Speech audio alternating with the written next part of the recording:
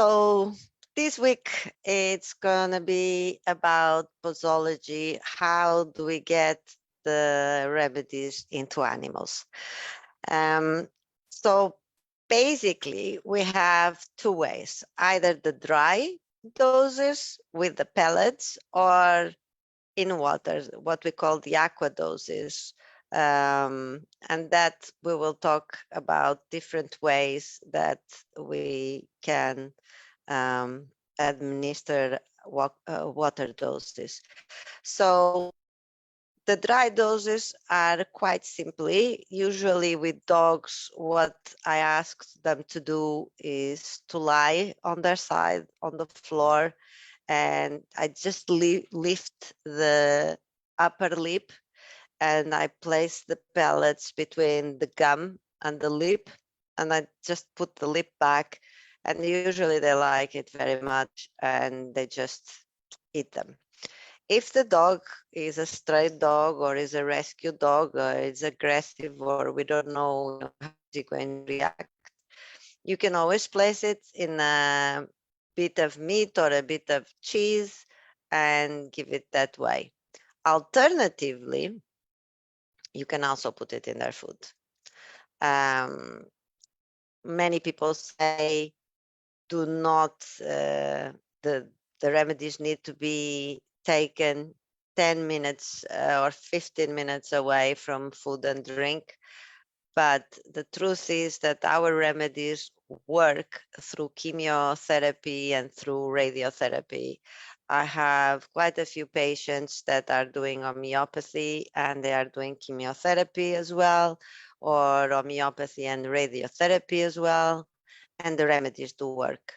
So yeah, food is absolutely fine. As long as you get the remedy into them, that's fine.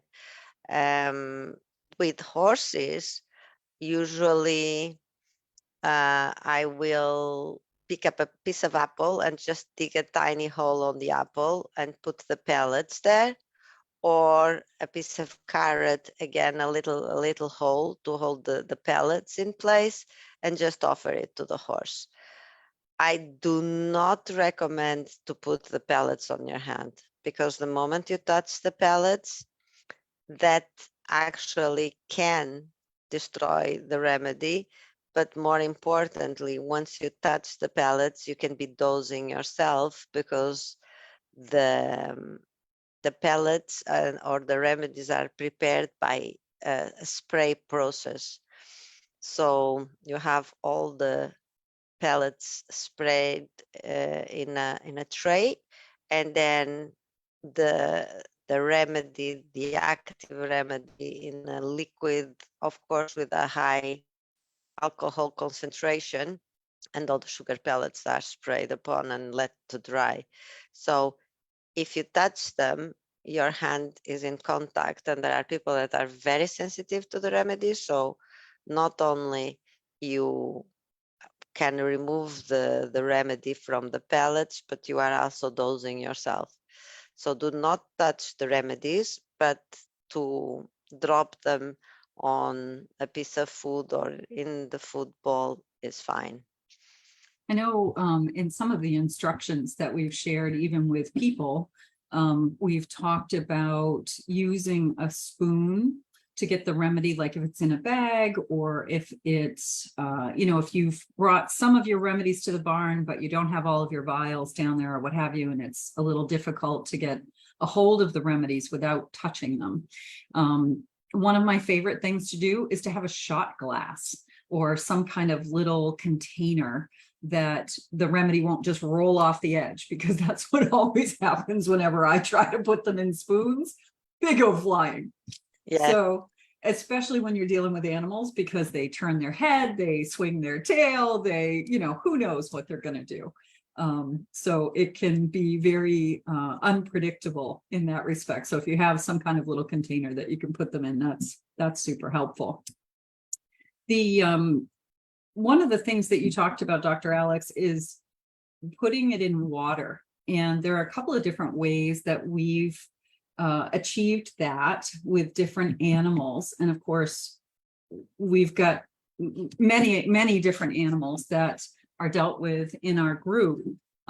What's your favorite way to do water doses when you know that you have to dose an animal numerous times?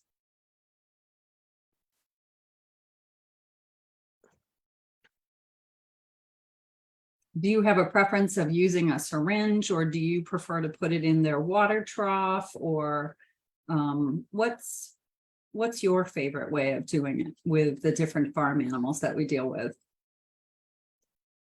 Again, it depends on the animal, and it depends on the circumstances as well. If we are using the remedy as, for instance, prophylactically for, let's say, bird flu, and you have a coop with lots of chickens or turkeys, or you put it in their water trough, or lots of cows, and you want, with the heat wave, and last week we spoke about remedies for very high temperatures, and belladonna was one of the recommended ones by us. So in that case, I would put it in the water bowl or in the water trough. And the remedy is active, and just whenever you clean the trough and you put new water, you put a new dose of the remedy in the water trough or in the water bowls. If it's not that case, and we are talking in individual cases because an animal is sick, then if you can approach the animal, I would use a syringe. I will let you talk a little bit, Rebecca, about what you do with the chicken and the geese. That you have very good tips about it. But for instance, if there is a horse that is in panic, or it is a dog or an animal that is dangerous because it's feeling trapped, or it is even a wild animal, a rescue, or you have circumstances where an animal is during labor and is going crazy with the pains, and it is quite dangerous to approach, then the best way is to put the remedy in water, but in a spray bottle where you can spray the atmosphere. I would never recommend to spray directly on the face of the animal, because that can increase their panic, but spray it in the air, spray it in the back of the animal. The moment it touches the mucosa, it doesn't matter if it is the mucosa of the nose, if it is the mucosa of the vagina. The moment, or they even inhale the remedy will start working. So the spray is for circumstances that can be dangerous of approaching the animal. Otherwise, the syringe is fine by me. I usually, with dogs that I know, or with cats that are easy, what I do is I succuss the bottle. You should never forget to succuss the bottle, which is hard bangings on a resilient surface or on the palm of your hand. And then I just tip a little bit of the water, medicated water, into the lid, if it is a bottle, into the lid of the bottle. And then again, like as with a dry dose, I will just pour it into the mouth of the animal. I mean, they don't even need to swallow. The moment the water touches the gums, it's fine. It's acting, or the tongue. Right. It's absolutely fine. And when you talked about the birds, that's my challenge is we have Toulouse and Chinese geese and Sevastopols, and everybody has their own little personality. And we've had plenty of bumblefoot, and we've had a couple of them stung in the eye before, where all of a sudden their eye is just swollen shut. And you know that they were eating grass and they got too close to something and they got, they got nailed or what have you. I've treated the birds for numerous things. I have done the prophylaxis when the bird flu was very prevalent in our area last year. I was also treating the wild turkeys, and instead of putting it in the water for the wild animals, I put out bowls of food with the pellets just sprinkled over the food, or I would put the pellets in some water and dilute it, and then I would just splash that water over the grain and it would be gone the very next day. And I think we had anywhere from 30 to 40 wild turkeys, and we never had any issue with the bird flu, thankfully, with our domestic birds. But the geese are a little bit trickier. They don't like it when you walk up to them and grab them by the face, and they're really hard to even get close to spray. Some of them you can trick, but not so much. So typically I have to put them in a crate and then, find a way to get a hold of their head and open their mouth and get the remedy into their mouth. And so that's where the syringe really comes in handy, or the spray bottle.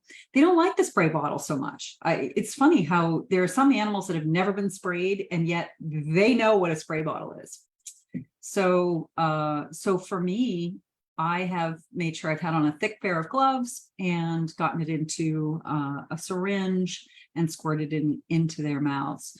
I had a rooster that I had to treat for, it was close to 3 months before we finally found the right remedy. Another rooster had attacked him and taken out his eye. And every day, that gentle beast was so gracious. He would sit on the stoop knowing full well that when that door opened in the morning, I was coming in with a syringe to get a remedy into his mouth.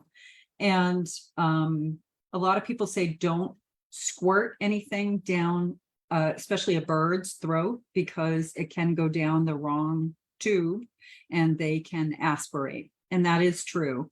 So when I was working with him, I'd get a good hold on him. I'd open up his beak and I'd use the syringe, but I didn't squirt it down his mouth, just like what you were saying, getting it across his tongue inside of the mucosa. And we eventually found the right remedy, and he is as right as rain. And he's 2 years now. He still doesn't have one of his eyes, but he's a great rooster. So the remedies worked wonderfully. So with the panic and the spray, that's absolutely one of the options. Another one that someone had taught me, somebody that works with a lot of cats and dogs, was using some kind of an oil. And it was coconut oil that dogs and cats will actually lick off of their fur. Have you had any success with that, Dr. Alex? Have you used like an oil or another base to put a remedy in before? Never occurred to me, to be honest with you. I'm sure that with cats probably will work wonderfully because they love to lick their fur. I think a dog will probably lick if there is a wound or something on it, but with cats is different. And I think that's a very clever idea, especially if the cats are attracted and really like coconut oil. Why not? Yeah. It's lovely. I've also suggested to people with children who didn't necessarily want to take the remedy, which always surprises me because kids are usually like baby birds. Their mouths are open the moment that they think you're giving them a remedy because it's sugar. But I've seen people put it in butter before as well. So all I do is maybe a teaspoon of water, maybe a little less, and I dissolve the remedy, and then I melt whatever oil it is that I'm going to use, and I bring the two together and I mix them really well and let them get a little bit more solid again. And then with one particular cat that we have, he had torn his ACL jumping off of something. And there was no way in the world he was going to let me pill him every day, not without losing an arm. And it was the coconut oil that worked. I just smeared it on his hind leg where I knew that he could reach, and I knew he was going to be licking. And it worked really well. And he's all better. He doesn't limp at all anymore. That's been a few years since that happened. So it was a wonderful trick.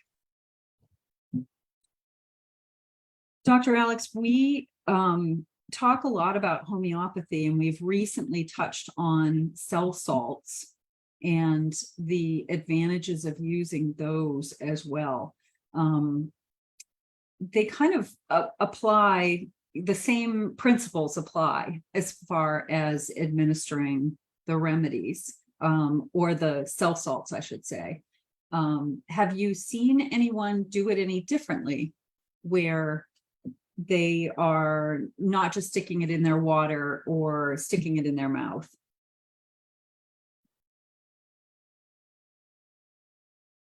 Have you had any instances where someone had to do the cell salts on a regular basis and they came up with something creative, or there were other ways of approaching the cell salts? Because we tend to give those 3 or 4 times a day.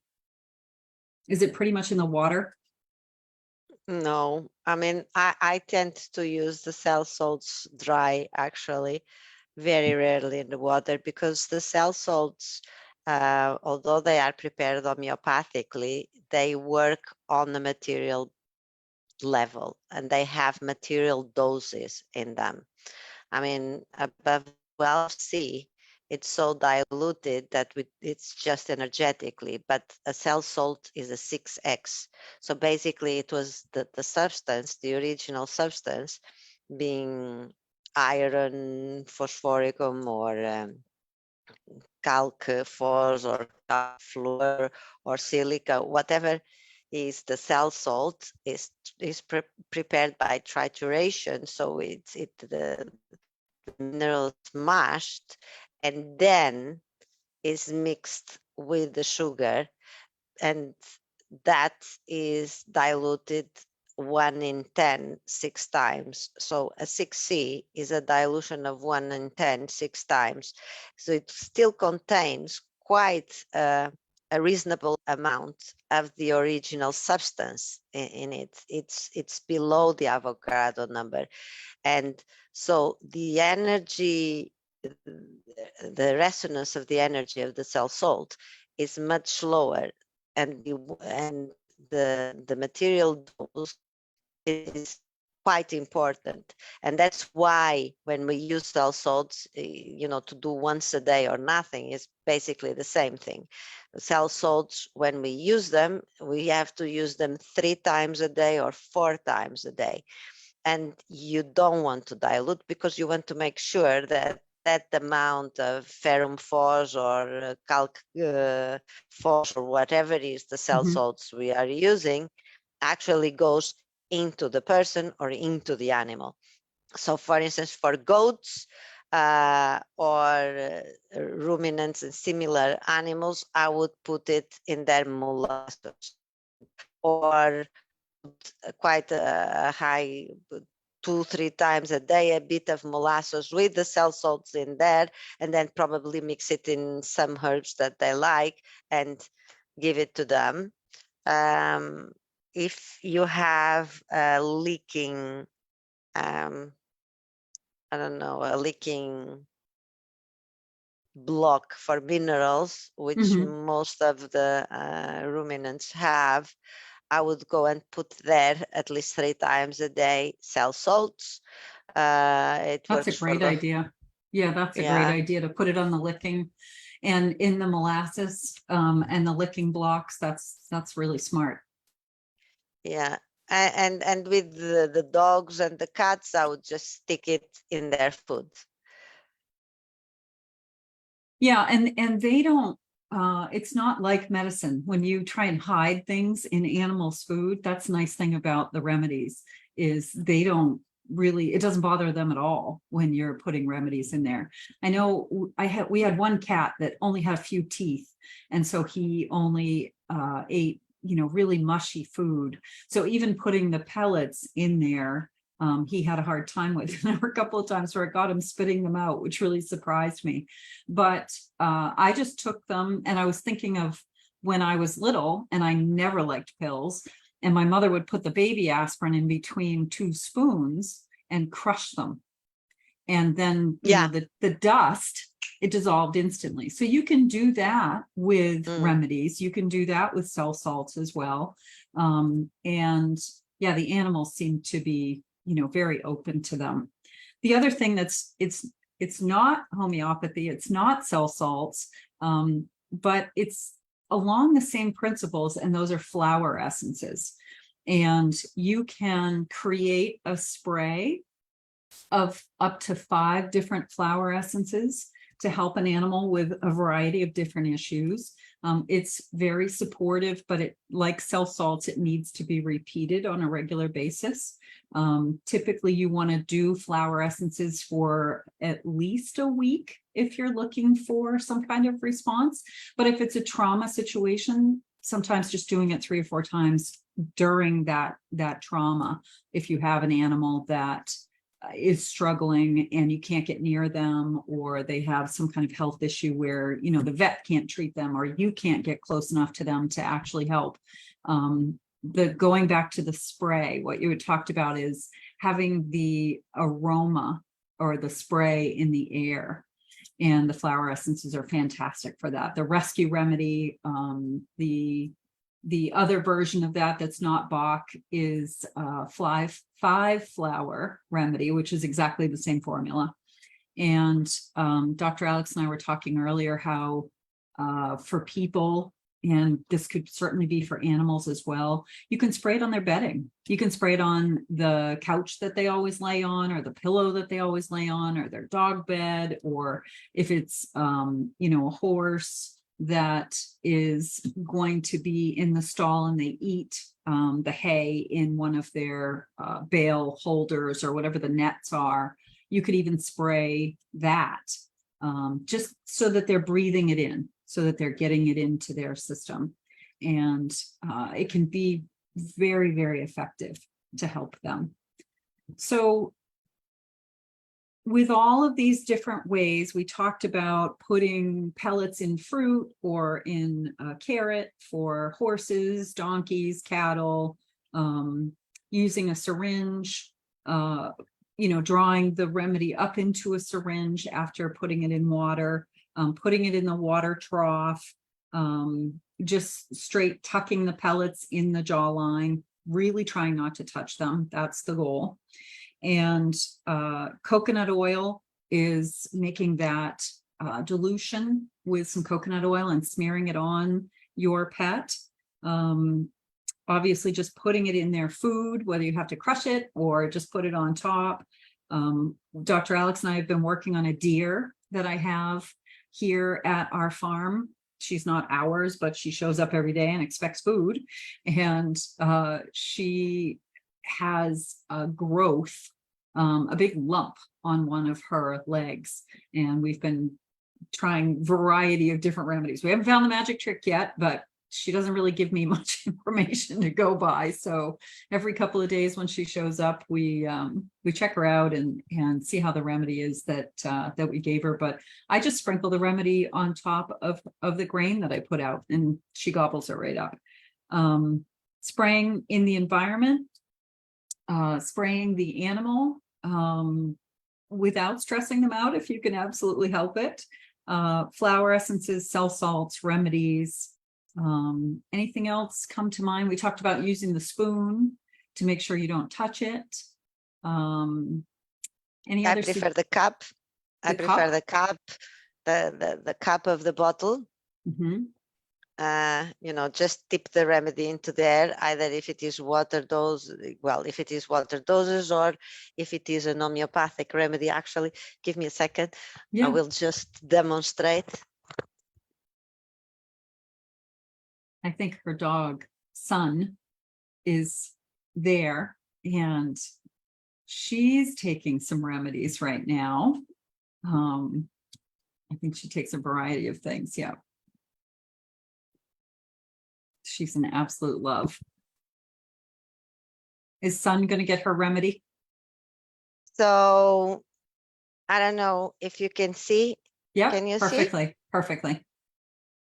And speaking about this, I mean, Helios, which is one of my favorite pharmacies here in the UK, they do 2 sizes of pellets. I always recommend for animals and for children and for babies. I love, they do it in 2 sizes, as I said. One is pills number 3 and the other is pills number 6. The number 6 are bigger, it's like little balls. These ones are the pills numbers 3. They are quite small and they are like Oh yeah, they're very tiny. slightly bigger than a poppy seed, I would Yep. say. Can't see if you can. Yes, we can see it. So these for me are brilliant. First of all, you get many more in the same volume in the same flask, so you have many more doses. And secondly, the animal does not have to swallow, and they are so small, so you put like 2 or 3. I tip them into the lid of the flask, and then I just dip them on top of the gum, or on the tongue, but on top of the gum is fine, and they dissolve immediately. So they actually, even though you can use them on newborn babies, you don't have to swallow anything, because you almost don't feel anything in your mouth, just a slight sweetness. It's like if you had put 1 or 2 grains of sugar in your mouth. So it's fantastic. I really Perfect. like this size. Yeah, that's perfect. And the remedies do come in, if you order them from pharmacies, you do have options. They sell tablets, they sell the pellets like this in a variety of different sizes. Some of them are so microscopic. Those ones are a little bit more of a challenge. The LMs tend to come in a very small form, and you can also purchase liquid of remedies, where you would just take the drops right out of the bottle. And I've used those for animals too. Those are handy for the chickens and stuff when I want to put them, in their water, if I just have them in a crate or something like that. So that's perfect. Thank you for showing us that. And when you treat, so I was telling everybody that Sun is there with you, though we can't see her. I was wondering if you were going to give her a dose of her remedy today, because I know she's taking some remedies too. But she's very agreeable because, her mom's she's a homeopath.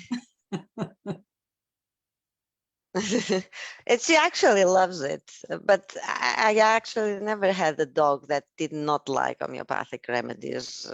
We treat tons of strays, and usually they love it as well. I don't know. Sugar is sugar.